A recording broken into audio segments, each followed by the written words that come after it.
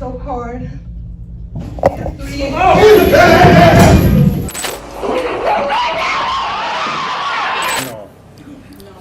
Would you give me 1 minute? Well, I'm gonna have to get something on.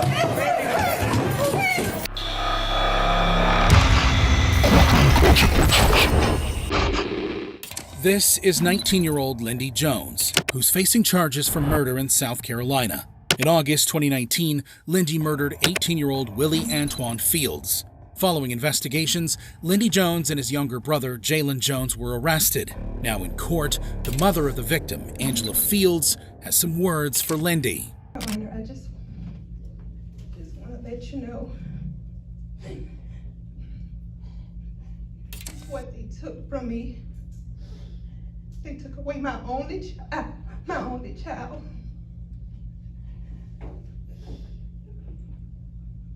It's been so hard. Her husband, Willie Clay Fields, was consoling, but suddenly he couldn't bear the pain anymore. It's been so hard. Sir, back off, back off, sir, back off, back off, back off, sir, back off. The officers eventually managed to separate him from Lindy.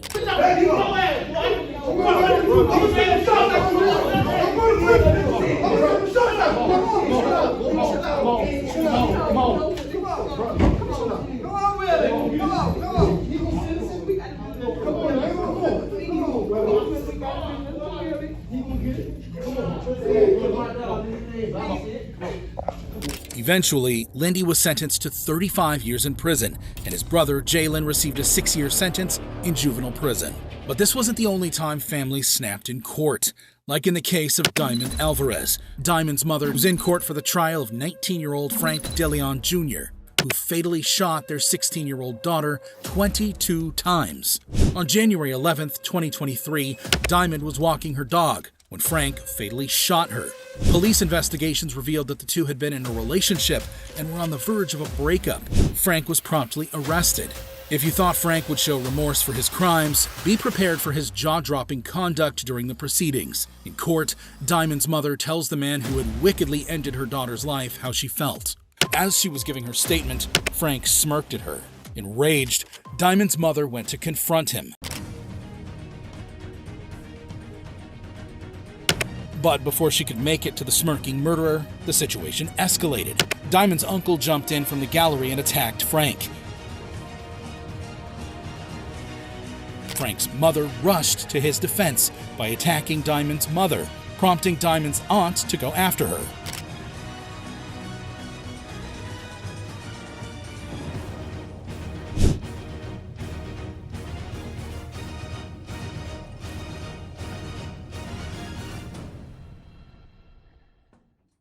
Eventually, the police were able to separate the two families. Following the brawl, Diamond's mother told the media, "It was wrong of me. That was wrong of us because we're not monsters. But it's so much hate because I want my daughter back. And what he did it was horrible. Seeing my daughter there and looking at him that he did that and he's laughing in my face. It was very wrong, and I'm so sorry for that." In the end, Frank accepted a plea deal and was sentenced to 45 years in prison.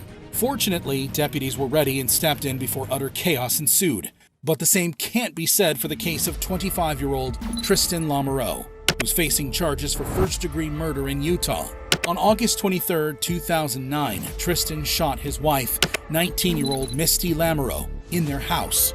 Tristan was eventually arrested. Now in court, Misty's brother, Jason Wilson, walks up to the podium to deliver a victim impact statement, but not before giving Tristan the death stare. While the magnitude of Tristan's crimes is daunting, his courtroom behavior will leave you in disbelief.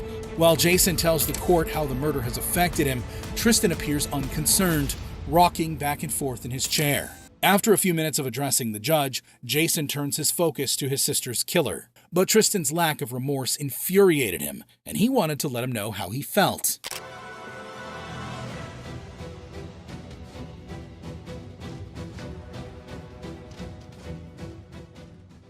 However, the deputies were at hand to counter any real damage. Following the chaos, the officers restored everything to order. Eventually, Tristan was sentenced to 15 years to life in prison. However, Jason Wilson wasn't alone in their courtroom actions, like in the case of Michael Madison, a serial killer who was facing multiple charges, including 3 counts of murder in Ohio. Between 2012 and 2013, Michael killed 3 women before he was eventually arrested. Before his preliminary hearing, Michael learns the magnitude of his crime. Mr. Madison, I'm going to read to you the nature of the charges against you and summarize each one for you, as well as giving you the potential penalties. I know you've had a chance to speak with counsel. Is that correct, sir? Yes. All right. In the first charge, you're charged with aggravated murder in violation of Ohio Revised Code 2903.01. It states that on or about the 22nd day of July, you did purposely cause the death of an unidentified female while committing another felony. The offense was committed 1 week to 9 months prior to the finding of the body. That is a Jane Doe murder. The second murder is the same date, on or about the 22nd day of July. Michael Madison did purposely cause the death of an Angela Deskins while committing another felony. The offense was committed 3 weeks or a few weeks prior to the finding of the body. And then there's a third murder charge. On or about the 22nd day of July, Michael Madison did purposely cause the death of an unidentified female while committing another felony. The offense was committed 1 week to 1 month prior to the finding of the body. All of those are felonies of the first degree because they are aggravated murder. They are punishable by a possible death or life in prison and a $100,000 fine. Do you understand that? Yes. Now in court, Van Terry, the father of one of the victims, addresses the judge. How you doing, Your Honor? My name is Van Terry. Right now, I guess we're supposed to, in our hearts, forgive this clown. Van Terry now turns to speak directly to Michael. Taking my child.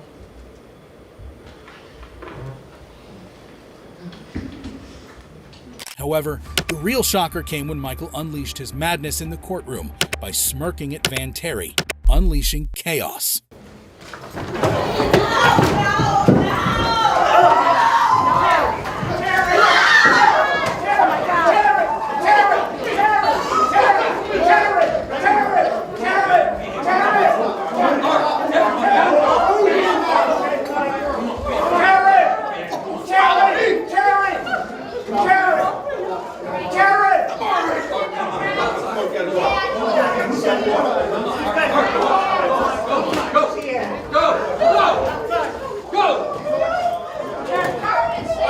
Eventually, the police were able to restore order and the proceeding continued.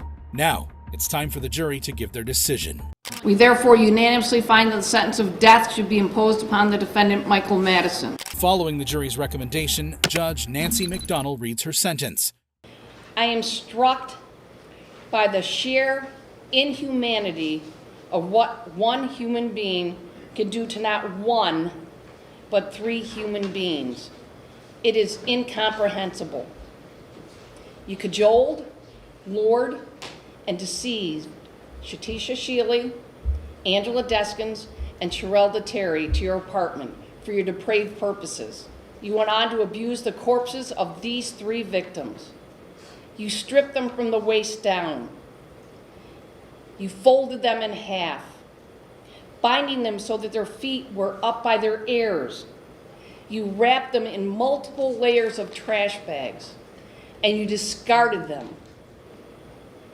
Upon consideration of the relevant evidence, the testimony exhibits admitted in mitigation, it is the judgment of this court that the aggravated circumstances of course of conduct, felony murder, kidnapping, felony murder,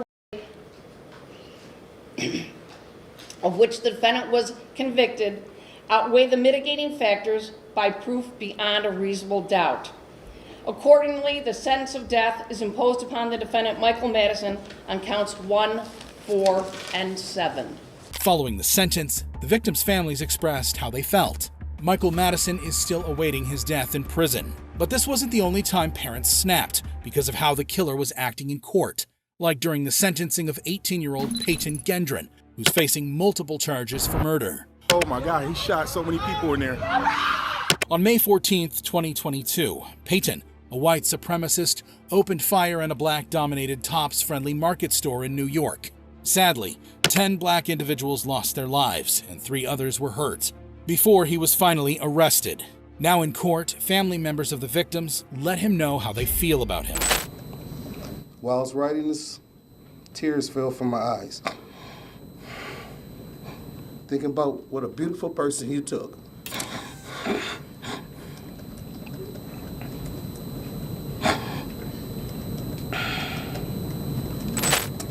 My daughter, Robbie Drury, was a young woman. She was not married. She had no children. She never will. Robbie was our youngest daughter. When people ask, how many children do you have? I don't know what to say. You destroyed our lives forever. It's not a day that goes by that I won't remember May 14th and being 2 minutes sooner. I could have been in that store.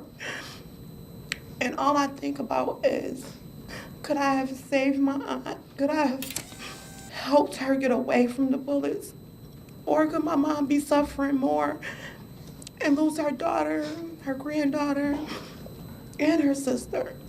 One of the most touching statements was from Barbara Massey. My name is Barbara Massey. I'm Catherine Massey's sister. You killed my sister. Cat was an aunt. She was a great aunt. She was a cousin. She was a friend. Cat said she was a committee of one. There's nothing Cat wouldn't do for people. I want personally to choke you and leave my fingerprints on your neck because it was unnecessary. You leave 200 miles to come to Buffalo. You don't even know any black people. I want to choke. You better think those places. You better say, cops, thank y'all for protecting me because I will hurt you so bad. You have made me sick. You got my family crying. I miss my sister every day. You don't like black people. Man, you don't know a damn thing about black people. We're human. We like our kids to go to good schools. We love our kids. However, while she was speaking, a supposed family member wanted to let Payton know how he felt. We never go in those neighborhoods and take people out. Don't do it.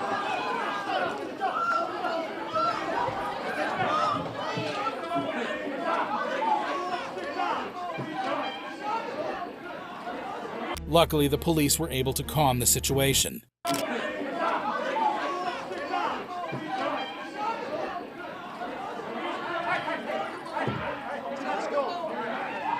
Now it's Payton's turn to speak. I'm very sorry for all the pain I forced the victims and their families to suffer through.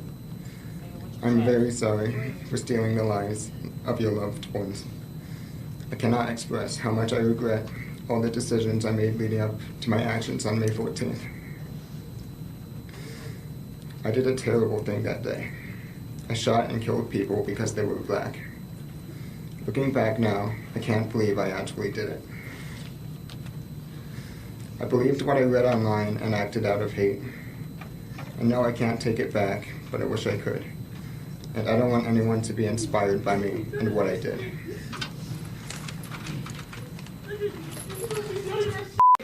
You don't need none of that shit! Out of here! You don't need that shit! Eventually, the judge reads her sentence.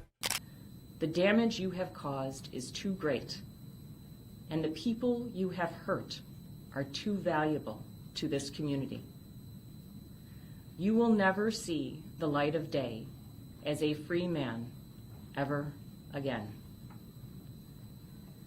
It is the judgment of this court for your conviction under the first count of the indictment, a domestic act of terrorism motivated by hate in the first degree, an A1 felony, that you be sentenced to life imprisonment without parole.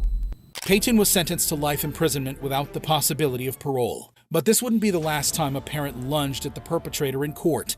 Take, for example, the case of Larry Nassar, who is facing multiple charges for sexual abuse. Larry was a sports doctor at Michigan State University and with USA Gymnastics when police received reports for his crimes.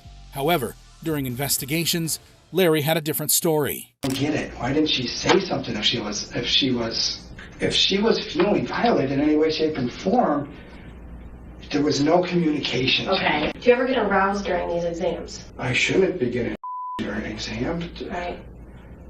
Well, this is why I'm talking to you about this, because this young girl and her mother both observed this on more than one occasion during treatment. If there was arousal, it's I mean, like, it would be because of whatever. I don't know, but I'm not trying to. You know, Whatever. I don't know. Well, I don't know. When you're a guy, sometimes you get. The truth caught up with him and he was arrested. Now in court, his victims take to the stand. I testified to let the world know that you are a repulsive liar. One after the other. I am Jessica Tomashow, also known as Victim A. I was sexually assaulted by Larry Nassar when I was 9 and 12 years old. You broke and shattered a lot of girls. You manipulated us to trust you because you're a doctor, and doctors do no wrong, only heal. You are not a healer. Now it's time for the parents to address Larry. I don't know who you are now. Maybe I never knew. Maybe none of us did. But Larry, you did this to yourself. And you did this to us. Inmate Nassar. That is what your name is. And don't you forget that. And while we all are moving mountains, you, Larry, will have no choice but to sit in prison and wait to die. And I said, are you ready to go to lunch? And she's like, no, Mom, I just want to go home. And I said, what's wrong? Are you in pain? And she said, Mom, I just want to go home. And I said, okay. So we got in the car and I said, and she started bawling. And I said, Chelsea, tell me what's wrong. And she said, Mom, he put his and they weren't gloved. And I said, Chelsea, I was right there in the room. And she goes, you couldn't see what was going on, Mom. And she said, he hurt me. In 2009, she took her own life because she couldn't deal with the pain anymore. It'll be 10 years in March. For this particular parent, Larry's tears hold no value. Words were not enough. I would ask you to, as part of this sentencing, to grant me 5 minutes in a locked room with this demon. Would you do that? Yes or no? No, sir. Would you give me 1 minute? You know that I can't do that. That's not how it is. Well, I'm going to have to get something on.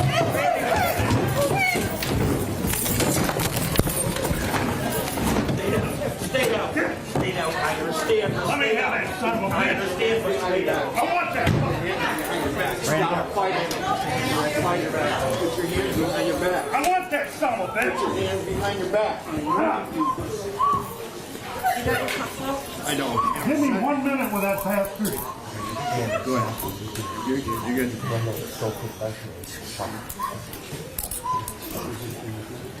Eventually, Larry takes to the stand. What I'm feeling pales in comparison to the pain, trauma, and emotional destruction that all of you are feeling. There are no words that can describe the depth and breadth of how sorry I am for what has occurred. An acceptable apology. In the end, the judge gives her sentence. I find that you don't get it, that you're a danger. You remain a danger. I am a judge who believes in life and rehabilitation when rehabilitation is possible. I have many defendants come back here and show me the great things they've done in their lives after probation, after parole. I don't find that's possible with you. Your decision to assault was precise, calculated, manipulative, devious, despicable. I don't have to add words because your survivors have said all of that. I don't want to repeat it. Sir, I'm giving you 175 years, which is 2,100 months. I just signed your death warrant. I I need everyone to be quiet. I still have contempt powers. I told you I'm not nice. Thank you. That's all for the record. Larry will spend the rest of his life in prison. However, while this reaction could certainly be dismissed as an effect of uncontrollable anger, the same can't be said for the case of 23-year-old Quinn Bowes, who's facing charges for murder. Quinn is in court for the murder of his 11-month-old son. Quinn was found guilty and sentenced to 25 years in prison. However, as he was being led away, the unexpected happened. Jeremiah Matthew Hartley, the child's uncle, punched him before he was wrestled down by the police.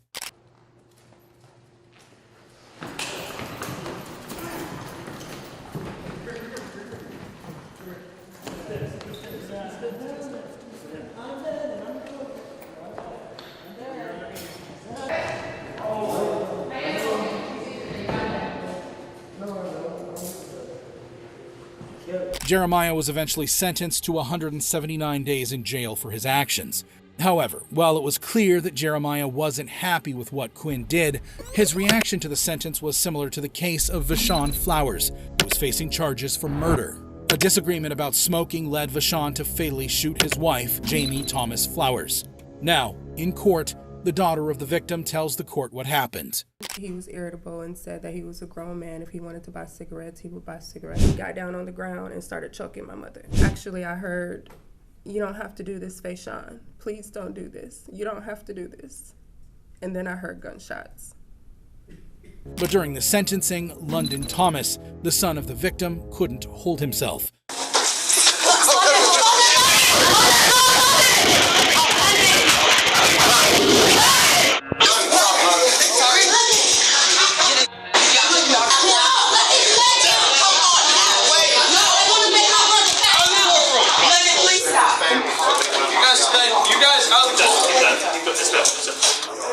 Vashon was eventually sentenced to life imprisonment. When emotions run high in court, the actions of London Thomas and Kevin Hall leave us questioning sanity itself.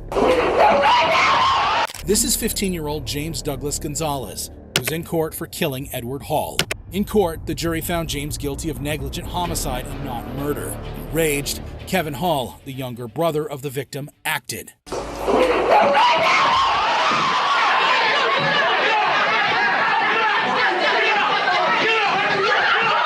Eventually, the police were able to restore order.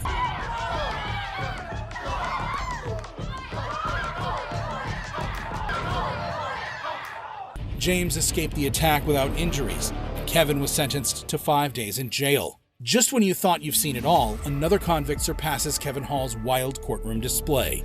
Enter Dwayne Smith, who's in court for the sentencing of Clifford Thomas. Clifford and his girlfriend were arrested for killing 3-year-old Jamela, the daughter of Dwayne Smith. In court, Dwayne approaches the stand to deliver his victim impact statement, but decided to make another kind of impact.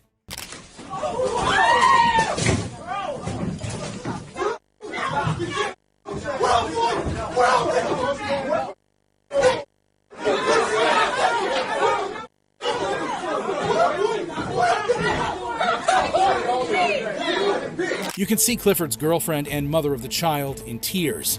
Eventually, the police separate the two men and the session is rescheduled. Clifford and his girlfriend were later sentenced to up to 15 years in prison. Dwayne Smith is a prime example of a victim acting crazy in court. However, could Dale Williams' case be considered even a little crazier? This is Dale Williams, who is facing charges for murder. In June 2017, Dale ran his ex-girlfriend, Elizabeth Pledger Stewart, off the road, causing her to crash. Dale then fatally shot her multiple times as onlookers watched.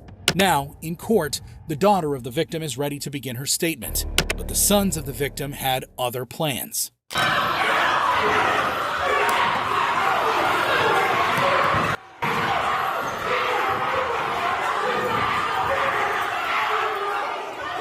The police had to use their tasers to bring order to the court.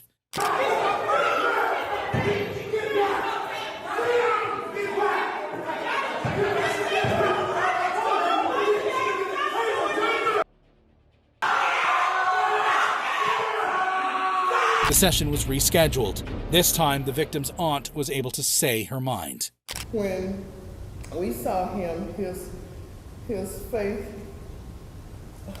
We felt it was so much emotion due to a flashback of how he just killed my niece. Eventually, Dale was sentenced to 15 years to life in prison. But that wasn't all. The two brothers also appeared in court. Dale continues to serve his sentence in prison.